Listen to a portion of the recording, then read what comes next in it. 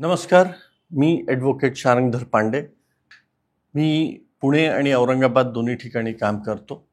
सगळ्यात पहिले आणि महत्त्वाचं म्हणजे हा व्हिडिओ कुठल्याही प्रकारची जाहिरात नाही किंवा जाहिरात करायचा प्रयत्न नाही. ही फक्त कायद्याबद्दल समाजाला आणि लोकांना माहिती पोहोचावी कायद्याबद्दलची म्हणून हा व्हिडिओ तयार करण्यात आलेला आहे. यामध्ये कुणालाही अशी इच्छा म्हणजे कुठल्याही प्रकारची अशी इच्छा नाही की तुम्ही मलाच संपर्क करावा. तुम्ही तुमच्या ओळखीतल्या महाराष्ट्रभरातल्या कुठल्याही वकिलाशी संपर्क करू शकता आणि सल्ला घेऊ शकता. त्यामुळे याला जाहिरातीचा रंग देऊ नये. बरं, आता आपण मूळ मुद्द्यावर येऊ.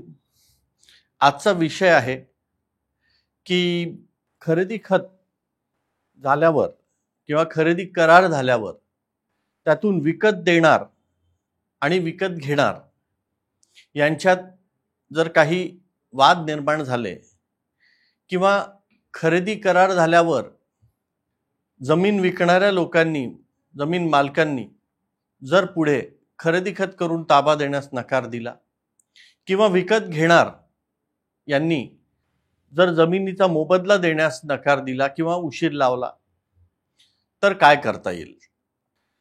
अशा परिस्थितीमध्ये असं अनेकदा होत आहे आणि मला अनेक फोन येत आहेत महाराष्ट्रभरातनं की बाबा आम्ही एक जमीन विकत घेतली, जमीन मालकांनी सुरुवातीला जमीन विक्रीचा करार केला, त्यावर सह्या केल्या, नोंदणी झाली आणि आता जेव्हा पूर्ण मोबदला द्यायची वेळ आली आणि जमिनीचा ताबा द्यायची वेळ आली त्यावेळेस जमीन मालक ताबा आणि खरेदी खत करून देण्यास विलंब करतायत, टाळतायत किंवा नकार देतायत किंवा अगदी विरोधी भास किंवा जमीन खरेदी विक्रीचा करार झालेला आहे आणि करारानंतर जमीन मालक पूर्ण पैशाचा मोबदलाची अपेक्षा ठेवत आहेत आणि खरेदी खत करून द्यायला तयार आहेत, पण विकत घेणार हा मोबदला रक्कम देत नाहीत किंवा टाळाटाळ करतायत, उशीर करतायत.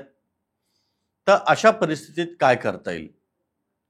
आता हा करार जेव्हा बनवला जातो त्याच्यात अटी शर्ती असतात आणि अटी शर्तींमध्ये वेळेचं लिमिटेशन म्हणजे वेळेची सीमा ही टाकावी की बाबा सदरील करार झाल्यानंतर किती दिवसात विकत घेणाऱ्यांनी मोबदला रक्कम द्यायची किंवा विकत देणाऱ्यांनी कधी ताबा द्यायचा आणि किती दिवसात द्यायचा. दुसरी गोष्ट अशी की जर नाही केलं, दोन्ही पक्षांपैकी एकाने जर त्यांच्या दिलेल्या अटी शर्तींचं पालन केलं नाही किंवा उल्लंघन जर केलं तर त्या परिस्थितीत काय करता येईल? सो आता या गोष्टीला शॉर्टकट असा कुठलाही नाही, पण याला दिवाणी न्यायालयामध्ये कोर्टात दिवाणी खटला दाखल करावा लागतो. स्पेसिफिक परफॉर्मन्स ऑफ कॉन्ट्रॅक्ट म्हणजे करार पूर्ततेचा खटला हा दाखल करावा लागतो. करार पूर्ततेचा जो खटला असतो तो दाखल करताना जी लिहून देणार किंवा लिहून घेणार यापैकी जे कोणी अटी शर्तीचा भंग करीत आहेत आणि पालन करत नाहीयेत त्यांच्या विरुद्ध हा खटला दाखल केला जातो. कोर्टामध्ये वकिलांमार्फत हा दिवाणी दावा दाखल केला जातो आणि त्यातून प्रतिवादीला लवकरात लवकर त्यांनी त्यांच्या अटी शर्तींची पूर्तता करावी अशी मागणी कोर्टातनं केली जाते आणि न केल्यास कोर्टाला सांगण्यात येतं की तुम्ही हा खरेदी खत करून द्यावा, पैसे वसूल करून द्यावे किंवा खरेदी करून नोंदणी करून द्यावी विकत देणाऱ्याकडनं. आता याला कोर्ट फी लागते. किती लागते? तर ही त्या जमिनीचा जो सरकारी मोबदला असतो त्यावर ही कोर्ट फी अवलंबून असते. वकिलाची फी निरनिराळी असते. प्रत्येक वकिलाची फी ही वेगळी असू शकते.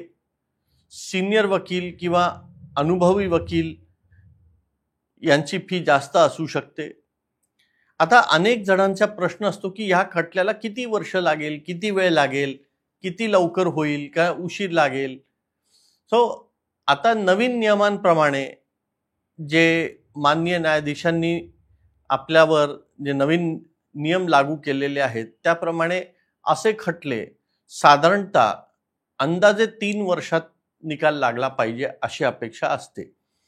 त्यात लवकरात लवकर समन्स बजावून दोन्ही पार्टींनी कोर्टात हजर होणं, आपापले लेखी जबाब दाखल करणं, त्यावर निशाणी 5 म्हणजे तात्पुरत्या मनाई हुकमावर वादविवाद होणं वकिलांमध्ये आणि त्यापुढे कागदपत्रांची पूर्तता होणं आणि त्यानंतर सबळ पुरावे आणि साक्षीदार यांची तपासणी, उलट तपासणी हे सगळं जर वेळेत झालं तर असा कायदा, अशा खटला साधारणतः अंदाजे 3 वर्षात निकाल लागेल अशी अपेक्षा असते।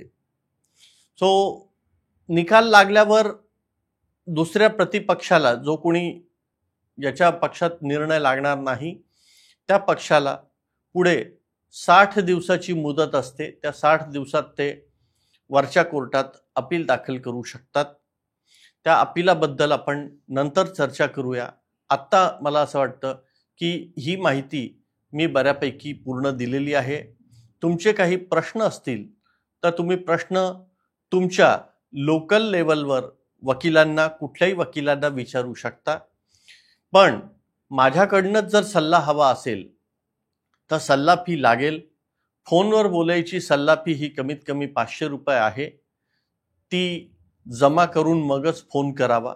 मोफत सल्ला आम्हाला देता येत नाही।